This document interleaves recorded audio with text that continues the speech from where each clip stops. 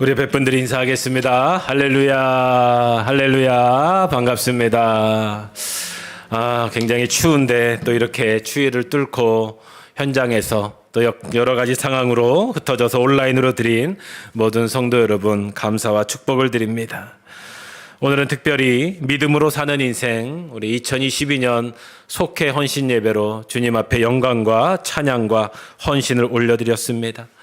이 속회라고 하는 것은 우리 감리교회의 이 작은 소그룹으로 역사와 전통적으로 우리의 삶에 주시는 나눔과 친교와 또 구제와 또 사랑의 역사가 일어나는 곳입니다.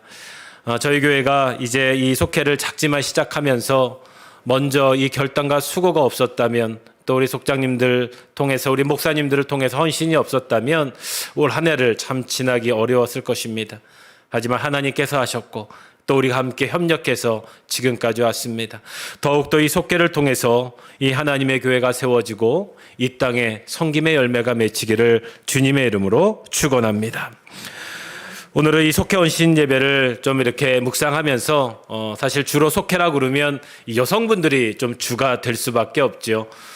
우리 또 남성 속회도 있고 뭐 성교회도 있지만, 이 전통적으로 속회라고 그러면 우리 여성분들의, 또 우리 어머님, 또 우리의 여성 성도들이 주로 모이는 그런 모임처럼 운영이 되고 있습니다. 문득 하나님께서 이 여성의 중심의 말씀이 뭘까? 바로 성경의 이 에스더라는 이 서가 제 마음속에 들어왔습니다. 이 에스더라는 서는 원래 라틴어로 번역될 때 이 스텔라라고 번역이 됐어요. 바로 별이라는 뜻입니다. 여기 계신 우리 속도원분들은 다 에스더 같은 분이심을 여러분 믿으시죠? 부정하지 마시길 바랍니다. 우리 교회에 계신 모든 분들은 에스더의 믿음, 또 이 에스더의 하나님의 사랑으로 충만하신 분, 또 우리 이 속도원들을 통해서 별과 같은 하나님의 역사가 일어나기를 축원합니다. 이 에스더서는 원래 이 성경에 들어올 때 참 부침이 많았던 말씀이라고 합니다. 정경이라고 그러죠. 그 이유가 뭐냐면 이 에스더서에는 구약 성경에서도 하나님이라는 말이 한 번도 안 들어가 있기 때문에, 그래서 이 에스더서가 우리가 성경으로 우리가 받아들일 수 있을까, 그런 논란이 많았고, 또 우리 개신교인들에게는 이게 굉장히 유대인들을 위한 책 같아요. 유다인들. 그러니까 예수 그리스도를 믿는 우리에게는 에스더서를 읽으면 왠지 구약의 유대인들만 있는 책 같다, 이렇게 오해해서 우리가 성경에 들어오기가 참 힘들었던 말씀입니다. 하지만 유대인들에게는 여전히 이 하나님의 구원을 상징하는 이 불임절이라고 하는, 이 불임절이라는 뜻은 원래 제비를 뽑다라는 뜻이거든요. 그때 그들이 기념하는 역사의 책으로 남겨지고 있습니다. 지금 우리에게는 너무나 이 유명한 고백, 이 에스더서 하면 이 한 문장을 다 기억하실 거예요. 죽으면 죽으리라. 참 사실 무서운 말이죠. 제가 목사님들 방문하면 목사님들 서재에 많이 써 있어요. 죽으면 죽으리라. 근데 얼굴들은 다 굉장히 오래 사시려고 노력하시는 분들 같더라고요. 많이 써 있어요. 죽으면 죽으리라. 굉장히 은혜의 말씀이죠. 하지만 이 에스더서는 이 별과 같이 우리 예수님께서도 이 별의 인도로 이 땅에 오신 것처럼, 또 하나님께서 이 중간중간에 역사하시는 보이지 않는 하나님의 손길이 들어있는 말씀이 바로 이 에스더서입니다. 이 에스더서의 배경을 잠깐 말씀드리겠습니다. 이 기원전 한 483년경 이렇게 성경 위에 조그맣게 써 있죠. 이 파사 제국, 페르시아라고 합니다. 그 당시에 고대 제국이죠. 이 바벨론을 멸망시키고 신바벨론을 멸망시키고 이 페르시아, 오늘의 배경은 이 페르시아의 아수에로 왕의 시대라고 시작하고 있습니다. 페르시아는 이미 이 북이스라엘을 점령했던 이 신바벨론 왕국을 멸망시키고 고대 근동뿐만 아니라 이 인도로부터 구스에까지, 이 구스는 에티오피아, 아프리카 땅이라고 보시면 돼요. 성경에 보면 127개의 지방을 다스렸다. 127개국을 다스린 대국이 페르시아 제국이었습니다. 이 성경 속에 등장시키는 이 이방인들의 얘기가 이 구약에 많이 나오지요. 그런데 이 왕국의 왕들은 주로 하나님의 역사의 주변인으로 등장을 합니다. 유대인들에게는 유일하신 왕은 하나님 한 분이시기 때문입니다. 하지만 고대 왕국의 왕들은 스스로가 신입니다. 신. 그렇기 때문에 유대인들에게는 그 왕들의 이야기는 하나님의 역사, 왕이신 하나님의 대적자로 등장할 수밖에 없습니다. 근데 가끔 유대인들이 인정하는 왕들이 있지요. 그건 하나님의 역사의 한 수단으로 사용된 왕들입니다. 우리가 많이 들어본 왕의 이름이 있지요. 고레스, 느부갓네살, 아하수에로, 아닥사시스, 이런 분들은 하나님의 역사의 한 부분으로 들여지는 왕으로 수단으로 등장하게 됩니다.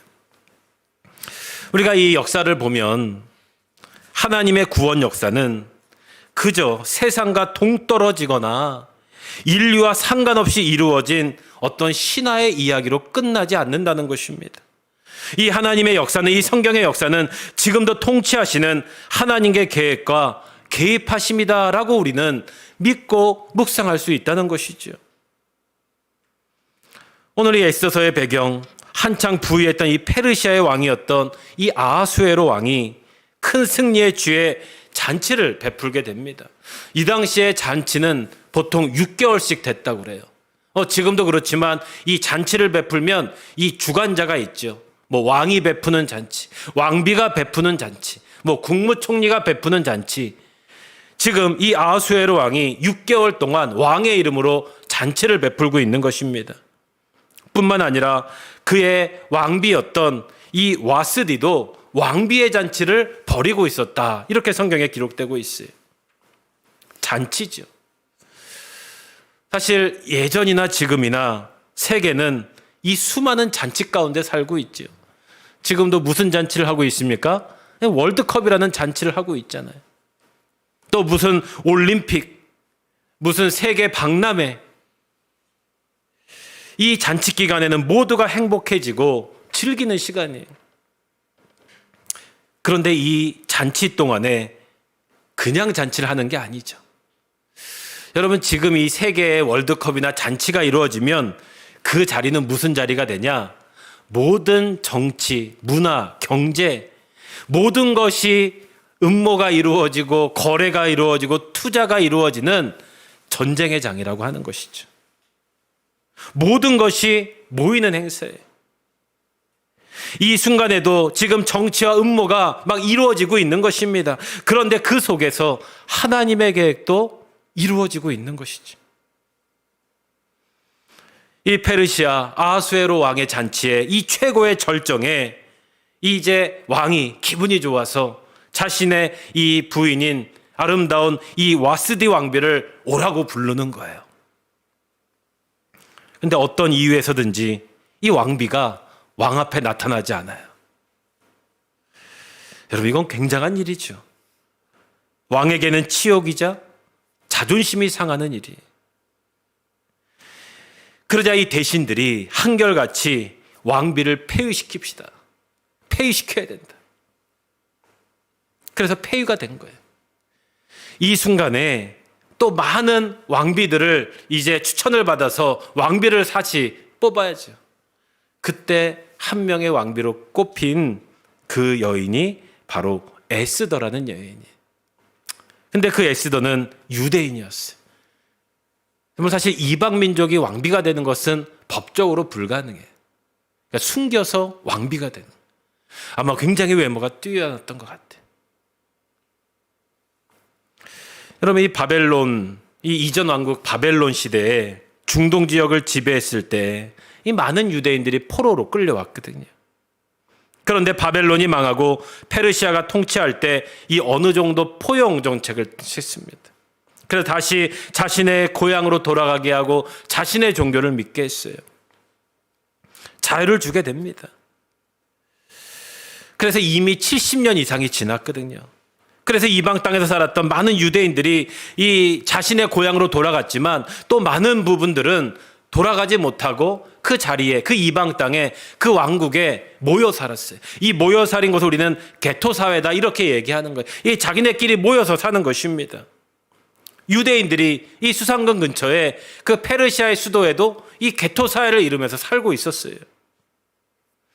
여러분, 그 개토 사회에 살고 있으면 그들의 삶의 목적이 뭘까요? 아마 그 이방 땅에서 살아남는 거예요. 이방 땅에서 출세하고 성공하는 게 그 민족들의 꿈일 것입니다. 여러분, 우리나라도 미국에 이민하신 분들이 많이 계시잖아요. 여러분, 그분들의 꿈이 뭐예요? 이 미국 땅에서 자리 잡는 거예요. 제일 자리 잡는 게 뭡니까? 정치인이 되는 거예요. 그래서 지금 뭐 미국의 연방의 하원이다 상원이다 그러면 한국계 사람이 되면 막 방송이 나오고 그러는 거예요. 그들은 최고의 목적이 그것입니다. 바로 그 정치에 들어가는 거예요. 에스더도 마찬가지죠. 이제 그 개토 사회 유대인이 정치에 들어가는 거예요. 그런데 에스더의 마음은 어떠했을까요? 이 성경의 에스더서를 쭉 9장까지 읽어보면 에스더는 행복하지 않았던 것 같아요. 그의 고백을 보면 자신의 외모와 출세를 자랑하며 좋아했을 것 같지는 않습니다. 아마 그런 어떤 정치적인 정황에 어쩔 수 없이 왕궁에 들어간 것 같아요. 그렇다고 자신의 인생에 순응하거나 포기한 것이 아니라 자신의 의지보다 바로 자신이 믿는 하나님을 믿고 들어갔던 것 같습니다. 하나님을 먼저 알고 살았기 때문에 눈에는 보이지 않지만 하나님이 이끄시는 인도함을 받았을 것 같습니다. 아니, 분명합니다. 왜요? 성경이 증거하기 때문에 그래요. 그렇기 때문에 성경에 들어온 것이지요. 오늘 이 에스더의 인생을 돌아보면서 우리 모두는 믿음으로 사는 인생의 역사가 우리 모두에게 이루어지기를 주님의 이름으로 축원합니다. 여러분, 먼저는 이 믿음으로 사는 인생은 좀 무엇인가 다르다고 하는 것이죠. 여러분, 믿음으로 사는 인생은 다릅니다. 근데 왜 달라야 됩니까? 이걸 참 헷갈려 해요. 믿음으로 사는 게 뭐가 좀 다를 수 있습니까? 저는 쉽게 표현하면 믿음으로 사는 인생은 눈이 다릅니다. 이렇게 얘기해요. 여러분, 옆에 분들 눈 한번 쳐다보세요. 뭔가 좀 다릅니까? 세상의 눈과 좀 다릅니까? 여러분, 믿음으로 사는 인생은 보는 눈이 다른 겁니다. 보이지 않는 하나님의 계획을 어떻게 보고 따를 수 있는가? 바로 이 말씀이에요. 우리의 눈으로 무엇을 봅니까? 제가 이제 여러분 이렇게 딱 보고 있잖아요. 그런데 이 보는 거는 차원이 있더라고요. 이렇게 좀 생각해 보면 이 눈 앞을 보는 사람이 있어요. 아니, 눈 앞을 보는 것으로 살아가는 분들이 있어요. 예를 들어서 이런 건, 오늘 뭐 먹지? 밥 먹고 뭐 하지? 또 뭐 하고 놀지? 그런 거죠. 주로 어린아이들이 그래요. 그러니까 눈앞에 보는 것만 보고 사는 거예요. 그런데 이 눈앞을 보면서 살다가 청년이 되면, 어른이 되면 뭐 하고 살지? 그것도 눈앞을 보는 거예요. 또 어떻게 먹고 살지? 이거 고민하는 거예요. 근데 어느 정도 이제 인생을 정리할 때가 되면 다시 돌아온다고 그래요. 다시 뭐 먹지? 뭐 하고 놀지? 뭐 하고 시간 보내지? 이렇게 된다는 거예요. 제가 생각해 보니까 맞아요. 그냥 눈앞을 보면 그렇게 살아갈 수밖에 없어요. 다른 게 아닙니다. 그런데 하늘을 보는 사람이 있다고 하는 거예요. 뭐 먹지? 근데 먹기 전에 여러분 뭐 하십니까? 이렇게 기도하고 먹죠. 하늘을 향해서 먹는 거예요. 하나님, 오늘도 이 음식 주심을 감사합니다. 하나님, 오늘도 이 음식을 못 먹는 이웃을 생각합니다. 하늘께 기도하고 먹는 사람이에요. 뭐 하고 살지? 하늘의 뜻대로 살기를 찾는 사람이에요. 하나님, 나를 좀 도와주세요. 나는 어떻게 살아야 됩니까? 하늘을 보면서 세상을 살아가는 사람이 있더라고요. 인생의 길에서 눈앞보다 더 멀리 보는 거예요. 더 멀리 볼 수 있는 일은 믿음으로밖에 할 수 없다는 것입니다. 아마 에스더도 처음부터 다 알지 못했을 거예요. 그냥 눈앞을 보면서 내가 왕궁에 들어가서 뭘 하지? 어떻게 이 심사를 통과하지? 근데 에스더는 그걸 본 게 아니에요. 더 높은 하늘을 보았던 것입니다.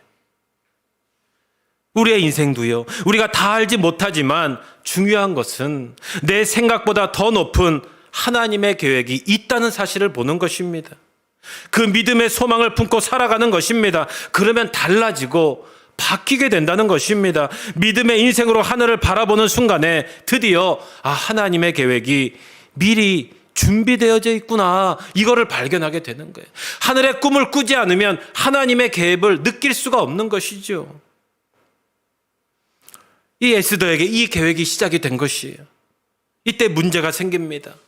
이 페르시아 왕국의 그 밑에 이 하만이라는 사람이 아주 권력을 얻기 시작해요. 서열 2위까지 올라갑니다. 근데 그 사람이 아말렉 사람 하만이래요. 이 아말렉은 이스라엘 유대 민족의 원수 민족이에요. 이 출애굽에서 이스라엘을 처음으로 공격했던 민족이 바로 아말렉 민족입니다. 이스라엘 첫 번째 왕 사울이 처음 싸웠던 전투가 아말렉 전투예요. 이스라엘을 계속 괴롭혔던 이 침략했던 민족의 후예가 바로 하만이라는 사람인 거예요. 이 에스더는 어렸을 때 아마 부모님을 일찍 여인 것 같아요. 그래서 사촌 오빠였던 모르드게를 통해서 자랐습니다.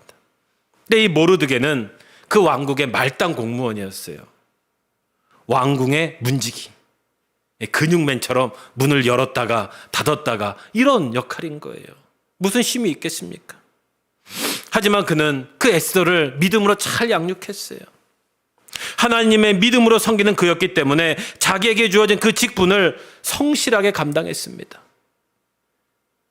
그래서 모르드게는 그냥 한낱 왕문의 문직인데 어떤 일을 했냐? 이 왕의 문을 지키면서 사람들을 유심히 쳐다본 거예요.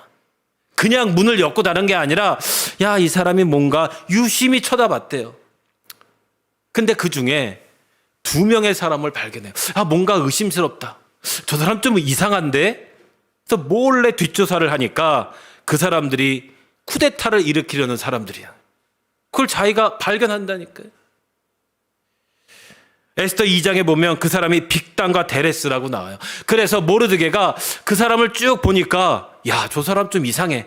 쿠데타를 일으키고 준비하고 있는 거예요. 정변을. 그래서 왕에게 조서를 써서 왕의 목숨을 구하는 게 모르드게예요. 근데 그때는 하도 말단 공무원이니까 이 아수에로 왕이 그 고마움을 잊고 있었어요. 여러분, 하나님의 계획은 우연히 일어나는 게 아니에요. 여러분, 우리가 하나님 믿는 사람으로서 더 겸손하고 더 성실하는 거예요. 더 준비가 돼야 일어나는 겁니다. 하나님이 그냥 뚝 떨어주는 게 아니에요. 있는 자리에서, 있는 현실 속에서 최선을 다해서 하나님의 마음으로 내가 지켜보는 거예요. 그래야 따라오는 거예요. 그런데도 우리의 힘으로 안 될 때가 있죠. 한계가 있을 때가 있어요. 그때가 바로 하나님의 은혜로 풀어지는 순간입니다. 바로 이 하만이 그랬어요. 하만은 너무나 권력이 있기 때문에 자기가 스스로 어떻게 할 수 없는 사람이에요. 근데 한 가지 할 수 없는 게 있었어요. 얼마나 권력이 셌냐면 하만이 궁에 들어올 때 신하들이 다 무릎을 꿇고 절했대요. 이미 왕의 세력이 된 거예요. 근데 모르드게는 하나님을 믿는 사람. 하만 앞에 무릎을 꿇지 않아요. 자기가 할 수 있는 일이죠. 모르드게는 이 하만 앞에 무릎을 꿇지 않고 그냥 인사만 했겠죠. 그러니까 이 하만이 보니까 이 모르드게가 눈에 가신 거예요. 아니, 이 권위에 저 작은 문지기가 절을 안 해? 뒷조사를 딱 시켰더니 하만이 유대인이라는 거예요. 저 게토 사회에 있던 그 하나님을 믿는 유대인이라는 거예요. 옳거니 잡았다. 하만이 이제 유대인을 말살시키는 계획을 세우는 거죠. 11개월 뒤에 이 주사위로 제비를 뽑아서, 그래서 이 불임절이라는 말이 나온 거예요. 이제 유대 민족을 멸살하겠다. 이미 다 계획되어 있죠. 이제 자기가 왕만 잘 설득하면 유대인들을 완전히 몰살할 수 있는 거예요. 처형대를 여기저기 다 설치해 놓습니다. 그 소식을 모르드게가 듣지요. 사랑하는 성도 여러분, 하나님을 믿는 인생이 다른 것은요, 에스더처럼 먼저 하늘을 바라보는 눈을 가지고 때론 교육받고 자라온 삶의 자세에서 시작합니다. 또한 모르드게처럼 하나님을 섬기는 마음으로 이 세상의 삶 또한 최선을 다해 책임감 있는 삶을 사는 것입니다. 그러면서도 세상과 타협하지 않는 복음의 중심을 가지는 것, 이러한 믿음의 삶이 바로 다른 삶을 사는 것이죠. 이제 이어서 그러면 이 믿음의 인생 속에서 만나는 하나님의 역사는 어떻게 이루어지는가? 이제 이 계획을 알게 된 모르드게가 에스더에게 화답하는 내용이 오늘 읽은 말씀이에요. 이제 큰일 났다. 이제 우리 다 죽었다. 이 말씀의 핵심은 이것이지요. 에스더야, 네가 왕국에 들어간 것은 바로 이때를 위해 하나님께서 준비하신 것이다. 이에 대해서 에스더는 나를 위해 금식해달라고, 기도로 도와주시옵소서, 내가 왕께 나아가겠습니다. 이 위대한 말씀이 여기서 나오는 거예요. 내가 죽으면 죽겠습니다. 여러분, 지금 이 고백이 죽겠다는 말입니까? 아니에요. 죽는 게 목적이 아니에요. 지금 뭐가 목적입니까? 살리겠다는 게 목적이에요. 우리 민족을 살리겠습니다. 살리기 위해서 목숨을 바칠 정도로 온 하나님의 마음과 도움을 요청한 것이죠. 근데 이거 우리가 자꾸 잘못 이해하는 거예요. 죽어야 되는 것처럼. 그게 아니에요. 우리가 어떤 목적을 위해 달려가다 보면 어느 순간 내가 왜 이것 때문에 달려왔는지 혼동될 때가 참 많이 있어요. 우리 인생도 역사도 그래요. 대표적으로 전쟁을 생각해 보면 됩니다. 평화를 위해 전쟁을 한대요.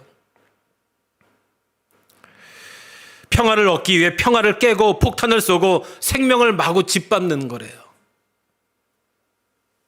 가짜 목적에 이용당하는 것이죠. 그들의 계획은 목적을 합리화하는 수단에 불과한 것입니다. 이때 필요한 것이 바로 하나님께서 간섭하시는 거예요. 하나님께, 이 하나님의 계획 가운데 우리의 작은 몸부림 속에서 고통당하고 쓰러질 때도 하나님의 이 간섭을 구하고 기도할 수밖에 없는 것입니다. 죽으면 죽으리라. 이제 나는 하나님께 다 맡길 수밖에 없습니다. 하나님께서 간섭하실 수밖에 없습니다. 이렇게 기도할 수밖에 없는 거예요. 이 수많은 전쟁의 영웅들이 등장하는 이 다큐멘터리를 보면 노장들이 이 전쟁을 회상하며 하나같이 고백하는 게 있어요. 이 승리는 다 기적이었다고 그래요. 다 기적이었다고. 우리의 계획이 아니라 하나님의 계획과 역사였다는 걸 고백하는 거예요. 하나님의 계획은 다릅니다. 믿음의 눈으로 보는 계획은 다른 것입니다. 인간의 힘으로 할 수 없을 때 그때부터는 하나님의 간섭하시는 거예요. 그 방법이 뭡니까? 기도하는 것밖에 없는 거예요. 모르드게는 베옷을 입고 기도하고, 에스더는 궁중에 있는 시녀들과 함께 기도하고, 수산에 있는 유대인들도 다 함께 사흘 동안 물도 마시지 않고 기도했습니다. 이거는 생명을 내놓고 기도했다는 뜻이에요. 가장 위대한 역사는 기도의 역사입니다. 세상의 전쟁보다 더 위대한 역사는 영적인 전쟁이에요. 지금 에스더는 영적인 전쟁을 선포하고 있는 거예요. 기도로 일어선 에스더는 이제 내가 왕 앞으로 가겠습니다. 그 당시에 왕이 부르지 않았는데 왕 앞에 나아가는 것은 목숨을 담보하고 가는 것이죠. 드디어 하나님의 역사가 일어나는 거예요. 하나님의 역사가, 하나님의 개입이 드러나는 겁니다. 역사의 반전이 일어나는 거예요. 모르드게가 이전에 그 문지기, 그 천한 하급 공무원이 왕이 구했던 사건을 그제서야 아해수어 그 왕에게 깨닫게 해주세요. 다시 그 일이 드러나게 돼요. 그 왕이 밤에 잠이 들지 않아 우연히 그 모르드게의 상소를 딱 보고 이런 일이 있었네? 내가 그 모르드게에게 상을 줬었나? 하만에게 물어보니까 안 줬대요. 어휴, 내가 큰일 날 뻔했네. 다시 모르드게를 불러와라. 내가 잔치를 베풀어야겠다. 갑자기 에스더의 마음을 주고 에스더를 보고 갑자기 감동이 몰려와서 반하게 돼요. 네 소원이 뭐냐? 이 왕국의 절반이라도 주겠다. 결국 유대인들을 죽이기 위해 설치한 그 처형대에 바로 하만이 달리게 된 거예요. 유대인들은 이 구원의 날을 지금도 불임절이라 부르며 기억하고 축하하고 이 날은 축제의 날로 지키고 있는 겁니다. 하나님의 개입의 역사를 찬양하는 것이죠. 이 에스더가 보여주는 믿음으로 사는 인생, 하나님의 개입하시는 역사, 지금 이 시대와 믿음의 성도들에게도 일어나고 있음을 믿습니다. 오늘 이 말씀 속에서 우리의 믿음의 인생을 살아가는 우리 성도들, 우리 가정, 우리 속회에게 주시는 몇 가지의 은혜의 교훈을 오늘의 말씀의 마무리로 전해드립니다. 먼저는 역사의 하나님께서는 사람을 통해서 준비하시고 일하신다는 것이에요. 하나님은 가장 적절한 곳에, 필요한 곳에, 믿음의 길을 가는 그곳에는 하나님이 사람을 세우신, 별과 같은 사람을 세우신다. 그게 저와 여러분이 돼야 되고 우리 속장님들이 되는 것이고 우리 속도원들이 되는 거예요. 헌신자들을 세우시는 거예요. 이것은 결국 눈앞만 바라보는 인생이 아니라 하늘을 바라보는 인생의 시작입니다. 그래서 우리 모두는 다 사명자로 살아가는 거예요. 두 번째는 가장 힘든 일은 하나님이 하신다는 거예요. 그렇기 때문에 우리는 하나님의 목적에 초점을 맞춰야 됩니다. 그 방법은 이 모르드게처럼 내 삶 속에서도 최선을 다해야 돼요. 더 세상 사람보다 그냥 내 유익보다 더 깊은 일을 할 수밖에 없어요. 왜? 하나님의 마음을 주셨기 때문에. 역사의 주관자이신 하나님, 주인 마음대로 하시는 하나님이란 뜻이 아닙니다. 우리를 끊임없이 간섭하시고 운영하시기 때문에 우리도 그 하나님의 손을 잡고 하나님의 마음으로 일할 수밖에 없는 거예요. 이제 그 하나님을 주인으로 삼는 순간 불가능이 사라지는 거예요. 처음에는 이사야처럼 사도 바울처럼 주님 저는 아무런 능력이 없습니다. 그렇지만 이 믿음이 에스더처럼 내가 죽으면 죽겠습니다. 살리는 이 은혜의 고백이 생기는 거예요. 모두를 살리는 십자가의 능력으로 우리도 나아가게 된다는 것입니다. 마지막으로는 심판은 하나님이 꼭 하신다는 진리입니다. 심판이 두려워서 겁박해서 정신 차리라는 말씀이 아니에요. 무엇이 옳고 그른지를 잘 선택하고 판단하는 것이 믿음의 길이라는 뜻입니다. 우리는 이러한 사실을 역사 속에서 이미 경험했고 다 알고 있죠. 이 독일의 나치 히틀러 정권이 얼마나 악했습니까? 근데 사람들이 그걸 아무도 몰랐어요. 독일 시민들, 종교인들, 목사들, 신학자들 그 히틀러 정권을 분별하지 못했습니다. 그들은 히틀러 정권이 영원할 거라고 믿었습니다. 그런데 이 보네퍼 같은 신학자는 분별했어요. 믿음의 분별력을 가지고 있었습니다. 히틀러 정권이 위험하고 영원하지 않고 세계를 위험에 빠뜨리는 것을 알고 있었어요. 몇 가지 신호가 있었거든요. 보네퍼가 딱 보니까 게르만족의 우월성을 막 너무 자랑하는 거예요. 이를 위해서 베를린에서 올림픽을 열었어요. 세계대전 이전에. 그런데 갑자기 아무도 눈치채지 못하게 독일에 있는 이 장애인의 명단을 조사하는 거예요. 그리고는 한순간에 장애인들이 모두 사라진 거예요. 게르만 민족의 우월성을 자랑해야 되는데 장애인이 방해가 됐던 것이죠. 이를 목격한 보네퍼는 그때 이미 알았어요. 이건 옳은 길이 아니다. 심판받아야 된다. 싸웁니다. 대항하지요. 결국 그는 감옥에서 옥중서신을 쓰며 처형당했지만 결국 마지막은 하나님이 심판하신 거예요. 사랑하는 성도 여러분, 우리는 이미 십자가에서 재판받은 존재예요. 재판받아서 승리한 존재입니다. 이제는 이 심판을 통해서 무엇이 옳은 길인지 진리의 길인지 하나님의 뜻인지 분별하며 겸비하면서 살아가면 되는 거예요. 그러기에 우리는 모든 역사의 주관자이신 하나님, 인류 한가운데서 십자가로 죽으시고 부활하신 이 주님의 심판을 소망하며 하루하루 성실히 살아가는 것입니다. 그러기에 우리는 다시 믿음으로 사는 인생을 살아가야 됩니다. 이 말씀과 결단으로 살아가는 우리의 약속이 되어야 됩니다. 믿음으로 사는 인생, 이 진리 앞에 우리 교회와 또 우리의 작은 교회, 또 우리의 속회, 가정 모두가 되시기를 주님의 이름으로 축원합니다. 기도하겠습니다. 사랑과 은혜의 하나님, 믿음으로 사는 인생은 다릅니다.